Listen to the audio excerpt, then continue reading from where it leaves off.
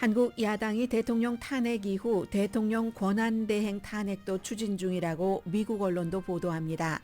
AP통신은 헌법재판관 임명과 관련해 생긴 한덕수 대통령 권한대행 탄핵 소추는 대통령 탄핵 이후 마비된 외교와 금융시장 동요 사태를 심화할 수 있다고 보도했습니다.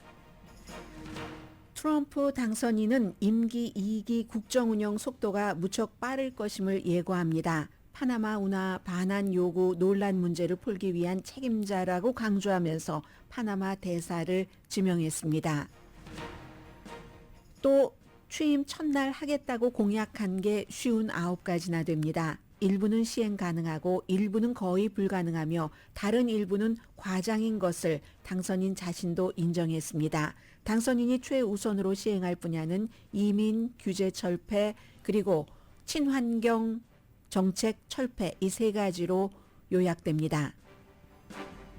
연말 소매 판매가 지난해와 비교할 때 3.8% 증가했다고 메스터스 카드사가 발표했습니다. 예상보다 좋은 수치입니다.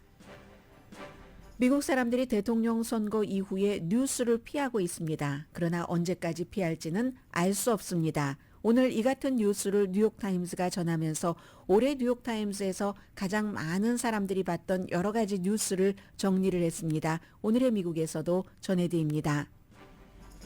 그런가 하면 21세기 최고의 책 100권의 책도 소개를 했고, 그리고 52군데 가볼 곳, 가보고 싶은 곳도 선정을 했는데, 그 가운데는 로스앤젤레스 주변에 살고 계신다면 코리안 아메리칸들도 쉽게 갈 수 있는 곳인데, 저조차도 제가 그 주변에 살지만 잘 몰랐던 그런 부분들을 전하고 있습니다. 아마 연말이 돼서 우리 모두는 주변에 있는 보물들을 잘 즐기지 못한다는 이런 것을 일깨워주는 기사가 아닌가 싶기도 합니다. 인간이 가장 큰 관심을 갖는 분야는 나이가 먹으면서 점점 건강입니다. 올해 뉴욕타임스에서 가장 많이 읽은 기사 가운데 하나는 장수의 비결 7가지라는 제목의 기사입니다. 그런데 이 기사에는 요즘 텔레비전 드라마에서 많이 보이는 어떠한 산소를 압축한 방에 있는다던가 이런 거창한 것은 7가지에 들어있지 않습니다. 조류 독감이 번지고 있습니다. 워싱턴주 야생동물보호소에서 조류 독감으로 빅캣, 큰 고양이류가 20마리가 숨졌습니다. 오레곤주에서도 고양이가 조류 독감으로 숨진 뒤 애완동물 먹이 제조 회사가 캘리포니아를 포함해 여러 주에서 판매된 고양이 먹이를 리콜하는 조치 지금 시행 중입니다. 여러분 안녕하십니까? 오늘의 미국 강혜신입니다. 제가 새벽에 뉴스를 준비하면서 여러분들께 제일 먼저 전해드려야지 하면서 시간을 들여서 공들여서 기사를 정리를 했던 것은 미국 사람들이 정말 이제 뉴스에서 좀 떨어져 있고 싶다 하는 그런 내용이었거든요. 그런데 시간이 지나면서 바뀌었습니다. 아마 이 같은 미국 사람들의 분위기는 선거 이후에 그러한 것들이 한국에서도 탄핵 이후에 탄핵이 될 때까지는 일단 사람들이 굉장히 뉴스에 집중을 했고, 미국에서도 한국 뉴스에 대해서요. 그 뒤로는 이제는 정치적인 먹이 싸움이 많이 시작됐기 때문에 조금 피하려고 하는 그런 분위기도 있습니다. 그런데 그래서 저는 오늘 차라리 맨 앞에 장수의 비결 7가지, 나도 잘 아는 그 지역에 대한 미국뿐만이 아니라 세계 각지를 다 포함해서 꼭 가보아야지 될 52군데라든가 이 책 한 권은 읽어야지 되겠다, 이런 걸 먼저 전해드릴까라고 생각을 했거든요. 뉴스가 저를 그렇게 하도록 놓아두질 않습니다. 그래서 오늘 먼저 미국에서도 코리안 아메리칸으로서 한국의 뉴스 가운데서 또 한 번 놓치면은 안 될 그럴 그 시기가 와서 이 내용을 오늘은 AP통신의 보도를 중심으로 전해드리겠고요. 이게 또 왜 중요하냐 하는 것은 미국과 연결이 되죠. 미국이 정권 교체의 시기이기 때문에. 그런데 그 교체, 트럼프 대통령 당선인의 그 톱니바퀴 시계가 굉장히 빨리 흘러가는 것 같습니다. 한국은 지금 대책 없음, 정지, 마비 상태에서 더한 이제 크레딧이 더 나빠지는 상태까지 갈 수 있다. 그것도 빠르면 오늘 안에 결정이 될 수 있다는 내용이거든요. 이런 것들 한 3가지 아이템 함께 맨 앞에 전해드리겠습니다. 먼저 한국 야당이 대통령 탄핵 이후 대통령 권한대행 탄핵도 추진 중이다.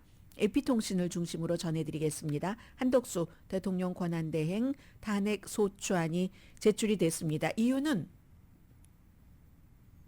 윤석열 대통령 탄핵 심판에서 야당에서는 9명으로 헌법재판소 재판관 풀리 채워서 하는 것이 이익이라고 생각을 하고, 친윤파의 국민의힘에서는 6명으로 해서 만장일치 어렵게 하는 게 더 낫다고 생각을 합니다. 야당이 다수당이잖아요. 192석이죠. 300석 가운데서. 그리고 또 여기에서는 지금까지는 이 탄핵이 계엄이 시작되고 나서 최근까지 굉장히 사람들이 이 사람이 일 잘했어 라고 생각을 하는 우원식 국회의장이 또 애매모호한 위치에 들어가 있습니다.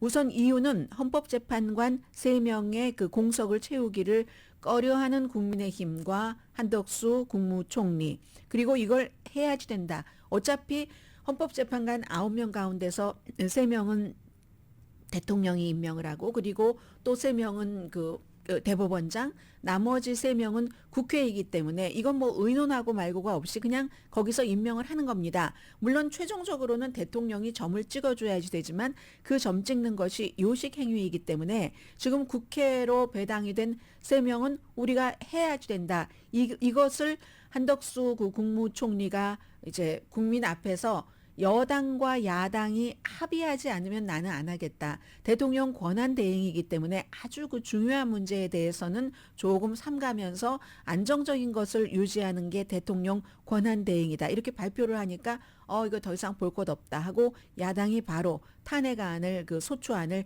제출을 했습니다. 그 전에 뭐 농민 관련 법안이라든가 이건 이제 한덕수 국무총리가 그건 말도 안 된다라고 이 계엄 이전에도 여러 번 얘기를 했으니까, 아니면 김건희 여사의 특검이라든가 여기까지는 괜찮았는데 지금 이 문제는 절대로 안 된다 하면서 탄핵 소추안을 제출을 했습니다. 우원식 국회의장이 하는 얘기가요, 야당 주장대로 신속하게 재판관을 임명하라고 촉구를 했습니다.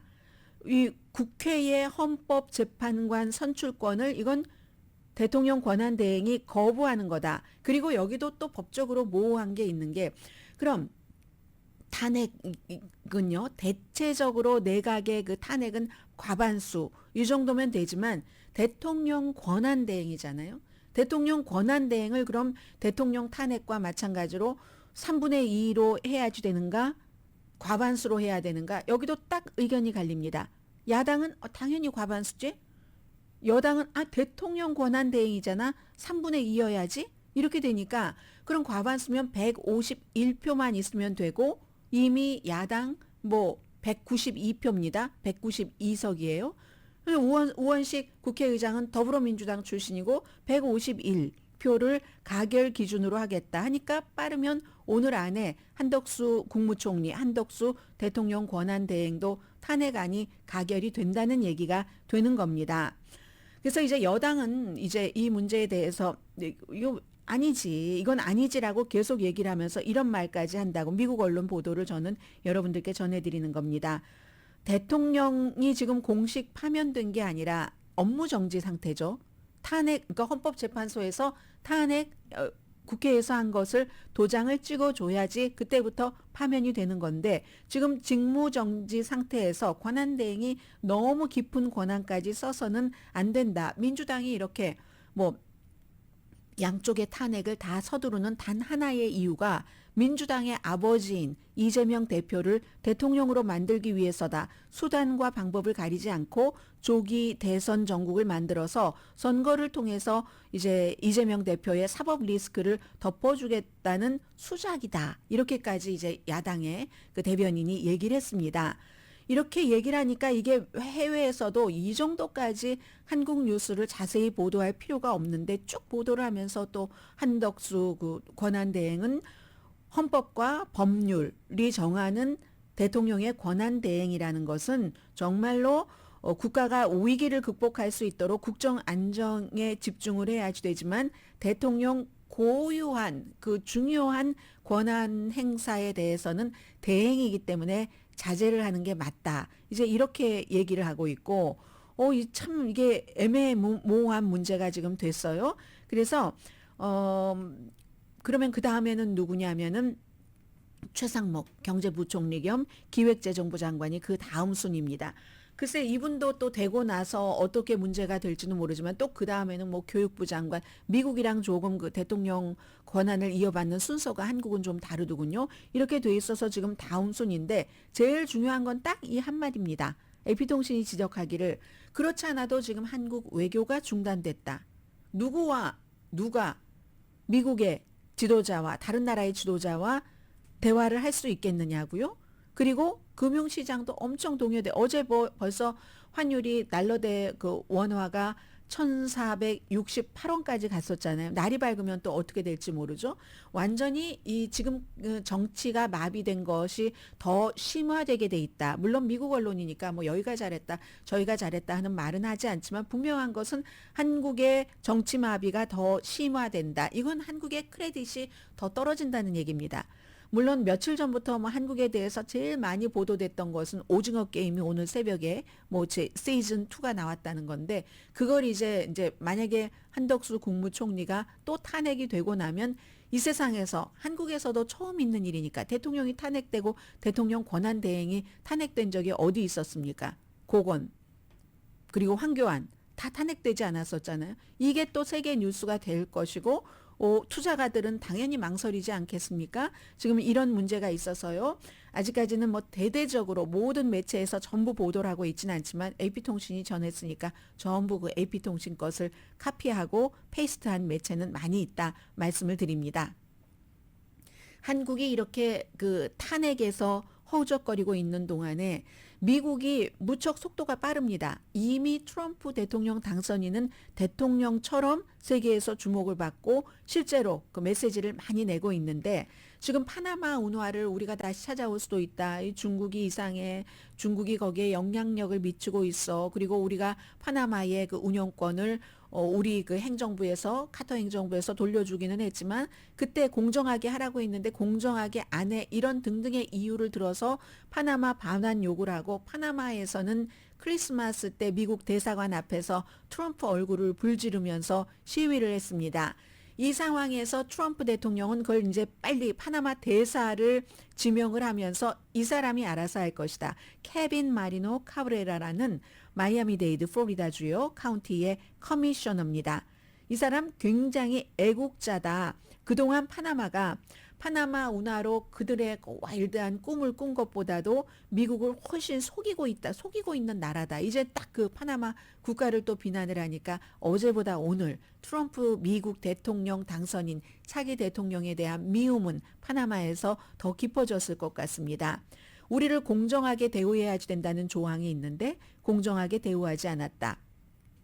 그래서 이런 원칙이 지켜지지 않으면 의문의 여지 없이 미국에 완전히 반환을 해야지만 된다. 아무리 파나마 대통령이 반발을 할지라도 이렇게 됐고 지금 그 카브레라 지명자가 긴장이 가득한 거예요. 파나마하고 지금 미국 사이에 이 관계를 어떻게 헤쳐나가야 될지 이걸 이제 그 신임 그 대사 지명자로서 만약에 이제 다 상원의 인준을 받으면 설정을 해야지 되는데 트럼프 대통령 당선인이 이 대사 지명자를 얘기를 하면서 미국 우선 아메리카 포스트를 위한 투사라고 얘기를 해버렸거든요. 미국 이익을 위한 투사다 이렇게 얘기를 하고 이 케빈만큼 라틴 아메리카 정치를 잘 이해하는 사람이 없다. 파나마에서 미국의 이익을 대표하는 환상적인 일을 할 것이다. 이렇게 얘기를 했습니다. 지금 파나마 대사가 뭐 보통 때는 그다지 중요한 대사군에 속하진 않지만 아주 중요해졌습니다.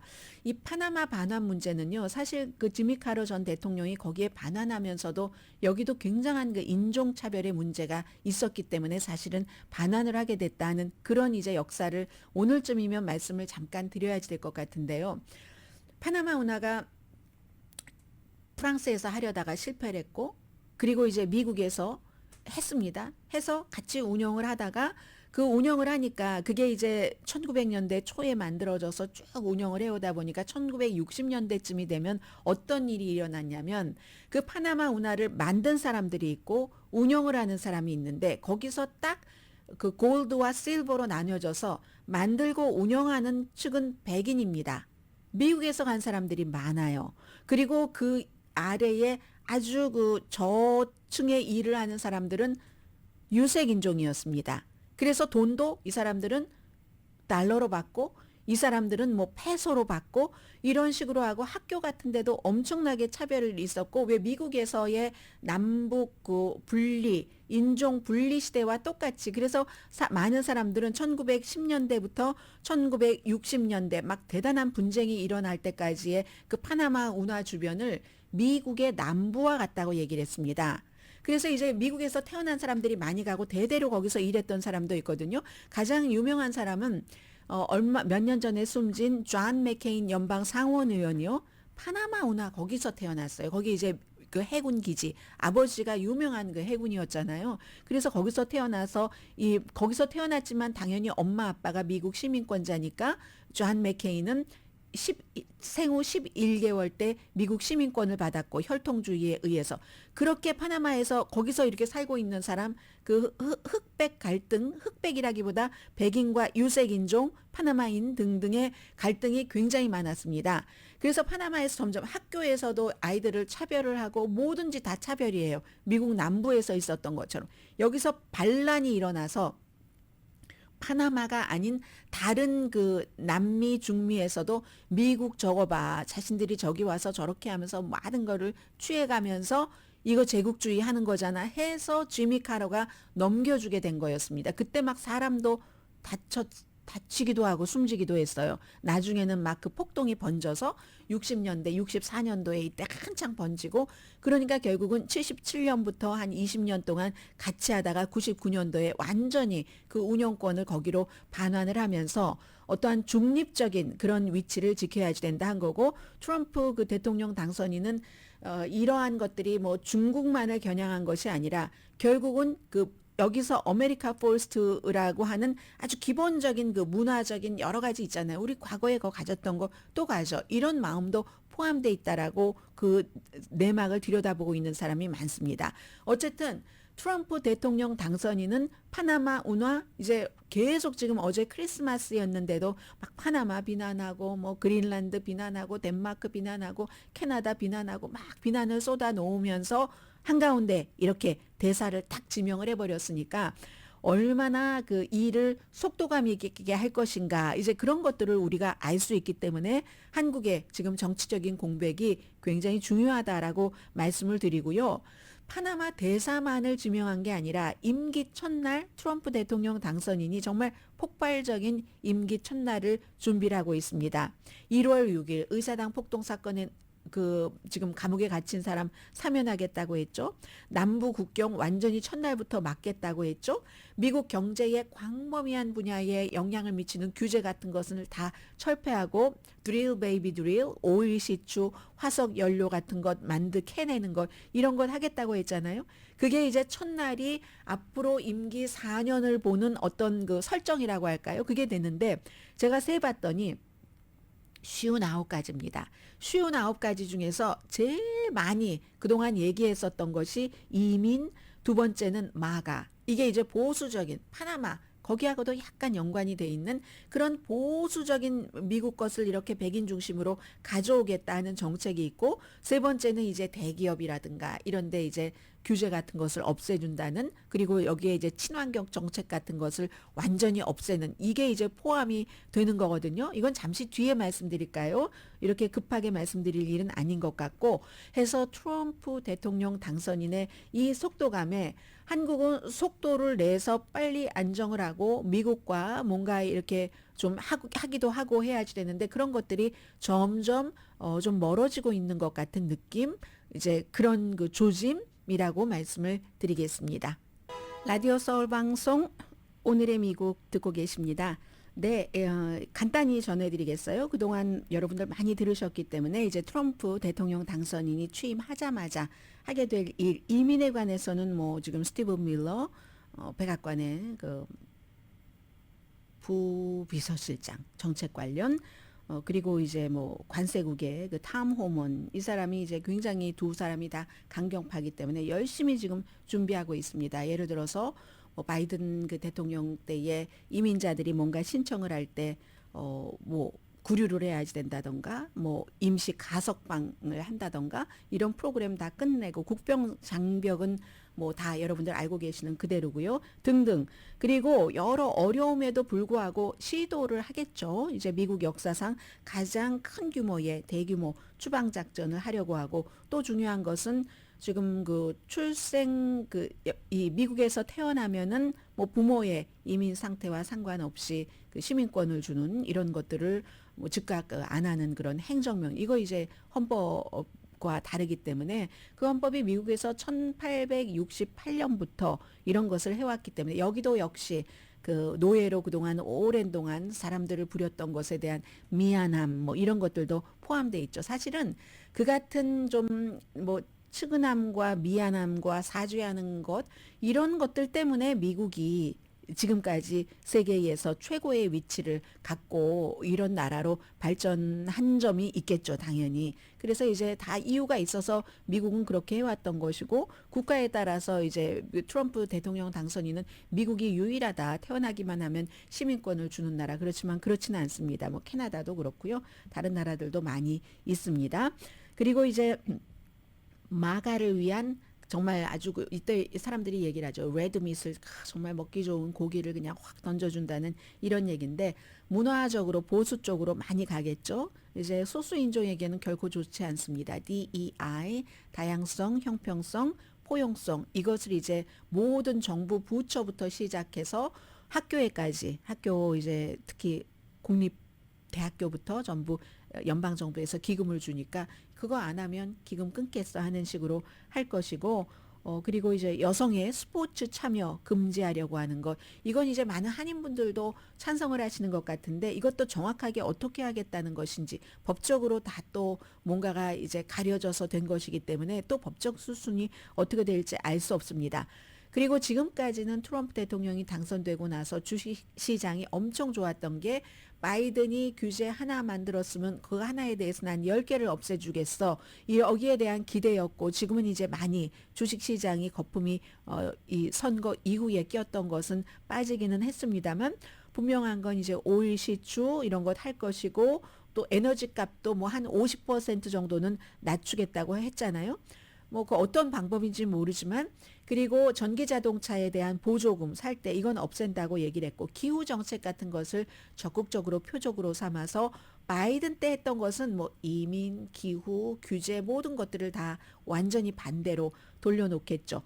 다만 하나는, 지금 월스트리트에서는 트럼프 그 대통령 당선인의 친구도 많고 기부자도 많으니까 관세에 대해서는 지금까지 말한 것처럼 하지 않기를 엄청 바라고 있습니다. 알 수 없습니다, 그 문제도. 그러나 이제 중요한 것은 마가 이런 문화적으로도 그렇고 경제적인 면에서도 그렇고 그것을 이제 많이 한다는 것은 알 수 있고요. 많은 부분은 사실은 의회가 지지하지 않으면 할 수 없는 게 많습니다. 그리고 일부는 과장된 주장이라는 것을 트럼프 자신도 시간이 지나면서 대통령이 당선되고 나서는 인정하기 시작합니다. 예를 들어 이런 얘기예요. 지난 주말에 미터 프레스와, 이번 주말 말고 지난 주말이요, 인터뷰에서 얘기를 했잖아요. 한 번 올라간 물건값을 내리기는 어렵습니다. 우리가 너무 많이 겪은 것 아닌가요? 인플레이션 때문에 사실은 트럼프 전 대통령에게 다시 차기 대통령을 하십시오 하고 뽑아줬던 사람이 많은데, 관세도 그렇고 이미 한번 어떻게든 올라갔던 물건값을 내린다는 게 어렵다 하는 것을 MBC 방송 미터 프레스에서 본인이 인정을 했고요. 그리고 그 대통령에 당선되고 나서는 24시간 안에 우크라이나 러시아 전쟁 끝내겠어, 이 말은 조금 자제하는 것처럼 보입니다. 그리고 또 지난주에 또 기자들에게 기자회견하면서 그런 말도 했어요. 이스라엘 하마스 전쟁을 끝내는 것보다도 더 어려운 건 그 이후에 평화를 유지하는 거다. 전쟁만 끝나면 다 평화가 될 것처럼 얘기를 했고, 그것도 금방 끝낼 것처럼 했는데 그게 쉽지 않을 것이다. 이게요, 선거 캠페인 할 때와 캠페인 끝나고 나서는 좀 달라지는 게 이게 당연한 부분도 있고요.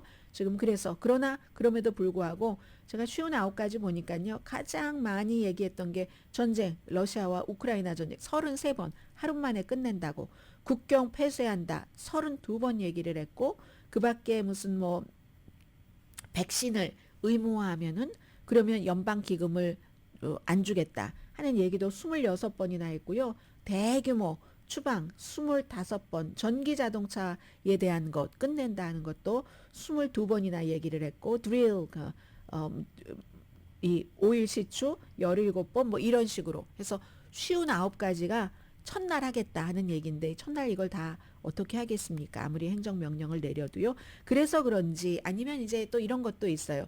트럼프 시대가 다시 돌아오지만 어제 이제 바이든 대통령 요즘 존재감 거의 없습니다. 제가 대통령으로서 이게 마지막 성탄 메시지입니다, 이렇게 얘기하고 뭐 따뜻한 말을 많이 했어요. 뭐 우리 어렵지만 계속 뭐 사랑하자, 뭐 친절, 뭐 연민, 이런 미국의 덕 같은 것을 많이 얘기를 하고, 또 좀 예의도 갖추자 뭐 이런 등등의 얘기를 했는데, 그에 비해서 이게 따뜻한 메시지라고 하면 트럼프 당선인은 매몰찬 메시지, 뭐 여러 가지 다른 나라 비난하는 것도 많이 했지만, 특히 이제 바이든이 사형수를 40명 가운데 연방 사형수 37명을 가석방 없는 그 감형으로, 종신형으로 감형해주고, 이걸 막 비난하면서 나는 그들이 행운이 있다고 했어요. 그 행운을 잡은 바이든로부터 영혼들에게 메리 크리스마스라는 말 안 한다. 지옥에나 떨어져라. Go to hell. 이렇게 얘기를 했거든요. Maybe 이 같은 말들과 또 이루어지지 않을 그 많은 홍보, 선전, 선동 이런 것들 때문에 사람들이 정치를 지금 조금 멀리하고 싶은 건지도 모르겠습니다만은, 대선 기간 동안 정치에 많이 그 몰두했었던 사람들을 쭉 인터뷰를 했는데요. 이것도 역시 오늘 AP통신이네요. AP통신이 인터뷰를 했는데, 많은 여러 사람, 뭐 지아드 아우날라라는 사람, 또 네브라스카의 누구누구, 이걸 짧게 제가 조금 요약을 해드리자면, 이제 정신적으로 지쳤다. 선거가 끝난 뒤에 45살의 이 지아드 아우날라라는 분이에요. 무슨 일이 일어날지 대강은 짐작이 되고, 트럼프 시대에 좀 휴식을 취하고 싶다 해서, 이런 것들은 텔레비전 시청률 보면 알잖아요. 가장 많이 떨어진 곳이 트럼프를 가장 많이 비난했었던 MSNBC, CNN은 텔레비전 시청률은 떨어졌는데 디지털은 별로 떨어지지 않았다고 하고, 반면에 트럼프를 엄청나게 지지한 팍스는 지금 올라서, 케이블 텔레비전 보면요, 3명 가운데 몇 명이 그 팍스를 본다고 하던가요? 72%. 나머지 한 28%가 가지고 뭐 CNN, MSNBC 이렇게 다 갈라서 하는 지금 그런 정도거든요. 그럼 이제 제일 중요한 건, 항상 선거가 끝나고 나서 막 몰입했다가 약간 거기서 멀어지는 것은 사실인데, 그러면 트럼프 대통령 당선자가 취임을 하면, 사람들이 그동안 정치 뉴스가 너무 많았잖아요. 취임하면 다시 멀어졌던 것이 다가갈까? 이건 선택의 여지가 없다고 보는 사람들이 많습니다. 무슨 일을 하는지, 나라가 어떻게 되고 나에게 어떤 이득과 손해가 있는지를 사람들이 알아야지 되기 때문에, 그러나 이제 MSNBC라든가 CNN이라든가 이런 데는 순탄하지는 않겠죠. 순탄하지 않을 걸 알고 ABC나 이런 데서 다 미리 돈 주면서 뭐 명예소송한 거, 예전에는 트럼프 그 전 대통령 당시에도 명예훼손 소송을 언론사에게 제기한 게 많은데 한 번도 이기질 못했습니다. 그리고 공직자의 명예훼손 그 소송이라는 게 이기기가 힘들어요. 그래서 안 하기도 하죠. 그런데 그걸 알면서도 디즈니는 사업하는 분야가 너무 많으니까요. 정부와 연관된 게. 그래서 돈도 막 1,500만 달러나 미리 갖다 바치면서, 그리고 뭐 이런 언론사뿐이 아니라 다른 그 무슨 도요다 같은 데서도 취임식에 100만 달러를 기부한다고 하고, 엄청 많이 이렇게 하는 것은 이제 트럼프 대통령 당선인이 언론에 어떻게 할 것인가 이런 걸 알기 때문에 그런 것이기도 하고, 어쨌든 당선자가 이 일을 시작하고 나서도 이 언론 이 보는 것이 늘어나느냐 늘어나지 않느냐, 이거는 지금 장담할 수 없다는 겁니다. 다만 언론사에서 이제는 그 트럼프 대통령 자신보다는 그 이슈에 집중을 해야지 된다. 그러나 이제 이것도 사실은 곤란하고 어려운 문제예요. 트럼프 대통령 자신이 어떻게 하느냐에 따라서 이슈에 집중하느냐, 아니면 그 부수적인 것에, 어제처럼 대통령 당선인이 아무리 사형수라 할지라도 지옥에나 떨어져라 이렇게 말 안 하잖아요. 어느 대통령들도. 저도 그 딱 한마디만 했지, 그 전후좌우는 더 이상 말씀드리지 않습니다. 이제 시간이 아깝기도 하고 해서, 트럼프 대통령 당선인이 어떻게 하느냐에 따라서 다시 사람들이 뉴스로 되돌아가는 그런 거 확률이 높아질 수도 있고 낮아질 수도 있고, 뭐 그런 거죠. 2024년도 12월 5일부터 9일까지 1251명의 성인을 대상으로 조사를 했고요. 3.7%포인트인데 글쎄 저는 앞으로 뭐 정책 같은 것을 많이 얘기를 해야 되겠죠. 난 지금은 말로써 이럴 거야 저럴 거야 하는 것이기 때문에 본인도 말해놓고 뒤로 조금 가기도 하고 하니까 확실성이 좀 없습니다. 앞으로 그렇게 많이 해야지 될 것 같고 또 내년 1월부터는 꼭 그런 정치 뉴스뿐만이 아니라 생활 뉴스는 언제나 그런 소망은 있었습니다. 이루어지지 않아서 그렇죠. 오늘 조금 몇 가지를 시행해 보려고 하고요. 그렇습니다. 아무튼 자 그런데 올해 가장 그 중요한 뉴스들을 좀 전해드리죠. 뉴욕타임스가 저희 그 뉴욕타임스에서 사람들이 제일 많이 봤고 다른 사람에게도 많이 공유했고 했던 겁니다 하고 제가 제목만 말씀드릴게요. 제목 정도만. 제일 먼저 뭐가 되겠습니까? 대통령 선거죠. 당연히. 그런데 그 대통령 선거에서도 이게 다 순서가 있네요. 순위가 있어서 트럼프의 승리, 트럼프의 암살 이게 먼저가 아닙니다. 트럼프의 승리 당연하겠죠. 그리고 바이든의 사퇴 발표. 세 번째가 트럼프 암살 시도 2번 있었는데 첫 번째 펜실베니아에서 사람들 앞에서 연설할 때, 네 번째가 대통령 선거와 관련된 게 34개의 혐의로 형사 유죄 판결 받은 거, 트럼프 대통령이 스토미 데니엘스에게 돈 주고 뭐 성관계 맺은 것 입막음하려고 했었던.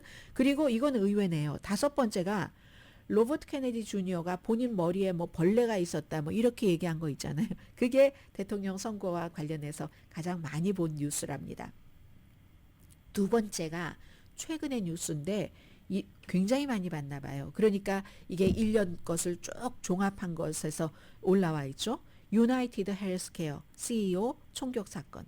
그만큼 많은 사람들이 건강보험 회사에 대해서 불만을 많이 갖고 있다는 건데, 그 많고 많은 뉴스 가운데서도 사람들이 제일 많이 본 것은 용의자에 대해서 루이즈 맨지오네, 아이빌리그 출신이고 집안이 너무너무 부자고 뭐 가만히만 있어도 평생 잘 살만한 청년이 왜 그랬을까 아직도 모르죠. 그리고는 잊으셨죠? 볼티모어 다리가 붕괴된 것. 프란시스 스캇 키 브리지가 붕괴됐는데 예상보다 그래도 빨리 모든 것을 조금 회복을 했습니다. 그리고 여기서도 사람들이 제일 많이 본 건요. 이건 저 너무 좋아요. 사람이 이래야죠. 뭐 이게 무슨 미국의 손실이 얼마냐 이런 게 아니에요. 그때 6명이 실종됐었죠.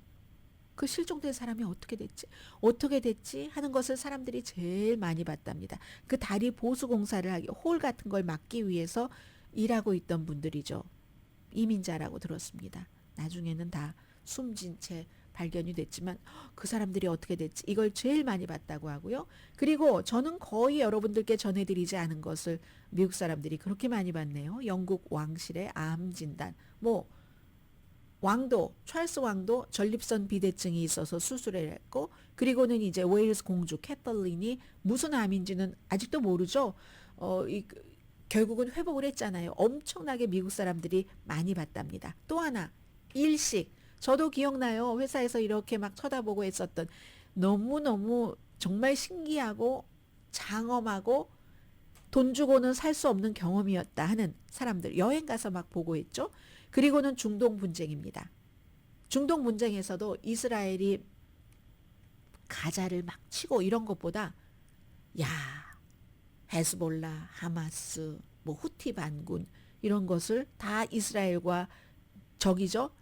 지원을 하는 이란이 결국은 이스라엘 막 이란 무슨 뭐 장군도 살해하고 암살하고 했잖아요. 그래서 이란이 사상 처음으로 이스라엘 영토에 180발 이상의 미사일을 직접 쏜 것. 이걸 사람들이 제일 많이 봤답니다. 중동 전쟁이 일어나는 거 아니야. 이 걱정으로 그랬고요. 그러나 이란도 그렇고 이스라엘도 그렇고 지금 이 상황에 우리가 전쟁을 일으켰다, 이긴다는 확신도 없고 하면서 조심조심 딱 아주 살얼음처럼 살살 거기서 멈췄죠. 그리고는 자연재해입니다. 폭풍, 허리케인 밀튼, 플로리다주, 그리고 뭐 조지아라든가 캐롤라이나라든가 이런 데도 영향을 미쳤던, 특히 노스캐롤라이나의 애쉬빌 영향이 컸었죠. 비극, 이건 한국 분들이 별로 관심이 없으셨을 것 같아요. 리암 페인이라고 31살의 싱어, 싱어인데 이제 전에 그 원 디렉션의 싱어였었고요. 부에노스아이레스의 그 발코니에서 우린 발코니 하면은 영국의 에릭 크랩튼의 2살짜리 아들이 숨진 거 이건 딱 기억하지만 이 리암 페인이라는 가수가 그 당시에 이제 그래서 결국 몸 안에 뭐 코케인, 항우울제, 뭐 술 이런 게 다 그 믹스가 돼서 발코니에 떨어졌을 때 이게 10월 달 이런 뉴스들을 사람들이 많이 봤답니다. 자, 그리고 잠시 뒤에는요. 올해 연말 그 소매 판매 조금 괜찮았다는 거 살짝 전해드리고 100권의 책, 21세기 최고의 100권의 책 가운데 저는 넘버 원이 무엇인가 그리고 쉬운 2군데 가볼 곳 가운데서 우리 주변에 한 군데 이것만 소개를 해드리겠습니다. 우리가 얼마나 놓치고 있는 것이 많은가 하는 뜻에서요. 그 100권의 책 가운데 넘버 원 그 책 한글로도 번역되어 있습니다. 라디오 서울 방송 오늘의 미국 듣고 계십니다. 뭐 AT&T, 뱅크 오브 아메리카, 토요타 그리고 뭐 아마존, 포드, 골드만삭스 이런 모든 곳들이 트럼프 그 대통령 당선인 취임식에 돈을 낸다. 이 가운데는 수십 년 동안 안 냈던 곳도 있고 무서워서 알아서 기고 있다. 이제 그런 내용들이 어제 오늘 지금 텔레비전 화면에 보니까 많이 보이네요.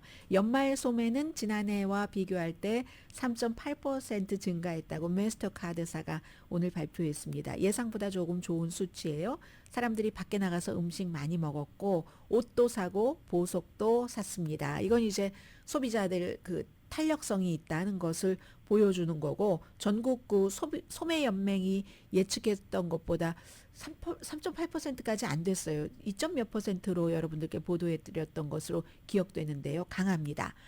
그래서 11월 1일부터 24일까지 자동차는 빼고요. 이 스토어에서의 판매는 2023년 지난해에 비해서 2.9% 증가했는데 온라인 판매는요. 2배 이상입니다. 그러니까 스토어에서 판매한 거 증가된 그 폭에 6.7% 증가했습니다. 식당 매출 6.3%, 보석 4%, 전자제품 3.7%, 의류 3.6% 올랐습니다. 그런데 이제 이렇게 할러데이 때 막 급하게 구입하고 나서는 얼만큼 반품하느냐 이게 중요하죠. 한 17% 정도로 예상을 하고 있는데 거기에 따라서 이제 또 이득이 조금 달라지고 있죠. 아무튼 백화점 판매는 별로여서 1.6% 증가했다 하는 것 말씀드립니다. 자, 지금부터는 책과 장소 하나만 말씀드리는데 그 100권의 책을 제가 어찌다 말씀드리겠습니까? 다만 저도 그렇고 여러분도 그렇고 2024년이 며칠 남지 않았는데 2024년도에는 뉴스에 너무나 들어가 있었어요. 그래서 도대체 21세기에 그렇게 유명하다는 책이 미국 사람들 기준으로 세계 기준으로 뭐야 하는 걸 알아볼 수조차 없었는데 2025년에는 조금 더 여유 있게 살자 하는 뜻에서 전해드립니다. 한 권과 한 지역만 말씀드립니다. 뉴욕타임즈에서 오늘 쭉 보도한 거예요. 100권의 책 가운데서 넘버 원이 나의 눈부신 친구 한길사에서 번역을 했네요. My Brilliant Friend라고 해서 4부작 소설인데 4부작 가운데서 첫 번째 엘레나 페란테 네아폴리탄 그리고 뭐 영어로는 누가 번역을 했고요. 이탈리아에서의 어떤 그 초점 아무튼 성실하고 저는 이거 보면서 이거 뭐 누구지? 박경리의 누구지 하고 혼잣말한 거예요. 여러분께 반말한 거 아닙니다. 박경리 선생의 김약국집 딸들과 비슷한 거 아닌가라고 또 생각을 했어요. 아무튼 고전은 쭉 사람들을 반복해서 생각하게 한다니까요. 엘레나가 성실하고 의무감 있는 거리였고 릴라는 아주 카리스마가 있고 조금 더 터프하고 아주 지성이 넘치는데 근데 뭐 가족이 너무 뭐 가난하고 여기서 또 제약을 받고 이래서 처음에는 뭐 이 두 소녀의 뭐 이렇게 되다가 뉴욕타임스가 설명하기는 아주 우주처럼 폭발적으로 확장돼서 예술, 정치, 계급, 뭐 성, 철학, 운명 이런 모든 주제를 다룬다. 소녀들이 성장하는 과정에서 보여주는 거죠. 갈등하고 뭐 우정 같은 것에다 초점을 맞추면서 뭐 자서전 비슷하다고 하는데 어쨌든 잊을 수 없는 소설이라고 얘기하면서 자갈길에서 자전거를 타는 것과 같대요. 그러면 거칠기도 하고 뭐 미끄러지기 쉽기도 하고 신경 쓰이기도 하지만 동시에 모든 감각을 다 사용해야 되잖아요. 모든 감각을 깨워주는 책이라고 나의 눈부신 친구 저도 못 읽어봤거든요. 이 책이 21세기 최고의 책 100권 가운데 넘버 원이고요. 그리고 쉬운 두 군데 가볼 곳 가운데는 뭐 예를 들어서 멕시코의 뭐 유카칸 반도도 있고 엘살바도르, 스위스의 제네바, 알프스는 어느 쪽 알프스인지 모르겠네요. 독일의 드레센, 스페인의 발렌시아, 모로코도 사람들 많이 좋아하잖아요. 한국 분들 많이 가시고 싱가포르, 스리랑카도 있는데 미국에도 많다는 거죠. 많은 분들이 가보셨을 겁니다. 하와이의 마우이, 볼티모어, 메릴랜드 사시는 분도 많으시고요. 제 친구 은미야, 하이. 은미가 메릴랜드에서 리코스토어 하고 있는데 이 지금은 그만뒀나? 네. 아무튼 메릴랜드의 볼티모어, 미주리의 캔사스, 플로리다주의 플라멩고, 엘라바마 몽고메리 저 여기 가봤고요. 그리고 캘리포니아의 파사디나를 좀 소개해드리겠습니다. 누구나 다 갈 수 있는 곳이잖아요. 이것도 이렇게 딱 맞춤형으로 놓고 보니까 근사하더라 하는 거죠.